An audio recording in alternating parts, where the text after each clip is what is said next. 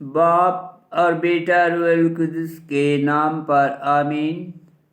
जिंदा खुदावंद का जिंदा कलाम। अय्यूब नबी की किताब उसका 21 बाब। अय्यूब का जवाब। तब अय्यूब ने जवाब में कहा कि गौर से मेरी बात सुनो और ये तुमसे मेरे लिए तसल्ली हो। सब्र करो तो मैं बोलूँगा और मेरे बोलने के बाद तुम ठट्ठा मार लेना। क्या मैं इंसान से शिकायत करता हूँ तो फिर मैं बेसब्री क्यों ना करूँ।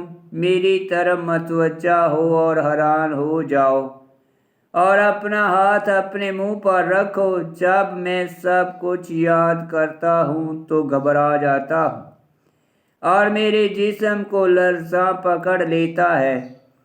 शरीर क्यों जीते रहते और बूढ़े होते हैं और क्यों उनकी ताकत बढ़ जाती है। उनकी औलाद उनके साथ उनके देखते देखते और उनकी नस्ल उनकी आंखों के सामने कायम रहती है। उनके घर महफूज और अमन से है और खुदा की छड़ी उन पर नहीं पड़ती। उनका सांड बर्दार करता है और चौंकता नहीं। उनकी गाय बच्चा देती है और उसका पेट नहीं गिरता। उनके छोटे बच्चे गल्ले की तरह बाहर जाते हैं और उनके लड़के नाचते हैं। वो तबले और बरबत के साथ गीत गाते हैं और बांसुरी की आवाज़ से खुश होते हैं। वो ऐश में अपने दिन काटते हैं और एक लहस्त म्याल में असफल में उतर जाते हैं। वो खुदा से कहते हैं हमारे पास से चला जा, क्योंकि हम तेरी राहों की मार्फत की ख्वाहिश नहीं करते। कादर मुतलक कौन है कि हम उसकी इबादत करें, और अगर हम उससे दुआ करें तो हमें क्या फ़ायदा है। देख उनकी कामयाबी उन्हीं के हाथ में है और शरीरों की मशावरत उससे दूर है। कितनी दफ़ा शरीरों का चिराग बुझ जाता है और उन पर हलाकत आ पड़ती है, और कितनी दफ़ा वो अपने गज़ब में दुख बांटता है। वो कितनी दफ़ा उस भूसे की मानंद होते हैं जो हवा के सामने हो, और उस नराली की तरह जिसे बगौला पुरगंदा कर देता है। खुदा उसकी शरारत को उसकी औलाद के लिए छोड़ता है, बल्कि उसे भी बदला देगा तो वो जानेगा।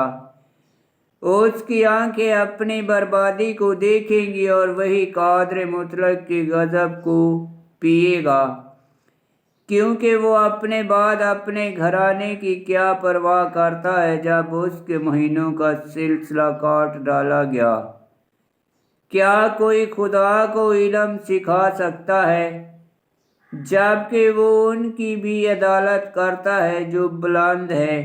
एक आदमी अपनी कमाल तवानाई और कमाल चैन और ऐश के दरमियान मार जाता है।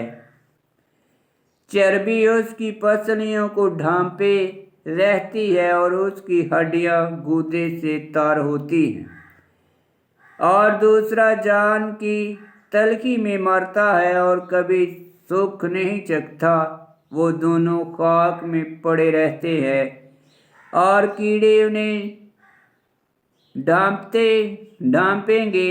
यकीनन मैं तुम्हारे ख्यालात जानता हूँ और वो इल्ज़ाम भी जो तुम मुझ पर नाराज़गी से लगाते हो, क्योंकि तुम कहते हो कि शरीफ का घर कहाँ है और वो खेमा कहाँ है जिसमें शरीर बसते थे। सफ़र करने वालों में से किसी से भी पूछो, क्या तुम उनकी मसालों पर गौर नहीं करते। शरीर हलाकत के रोज़ बाकी रहता है और गज़ब के दिन पेश किया जाता है।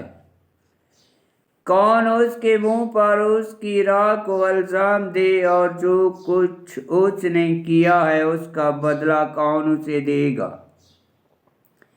यकीनन वो कब्र में पहुंचाया जाएगा,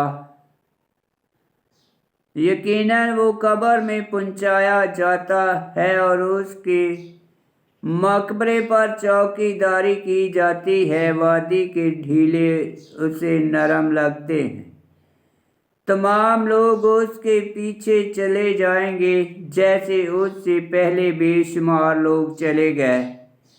पास तुम क्यों बेफायदा मुझे तसल्ली देते हो जबकि तुम्हारे जवाबों में झूठ के सिवा और कुछ भी नहीं है, कुछ भी नहीं। आमीन। खुदावंद का पाक कलाम का पढ़ा और सुना जाना बाइस बरकत हो।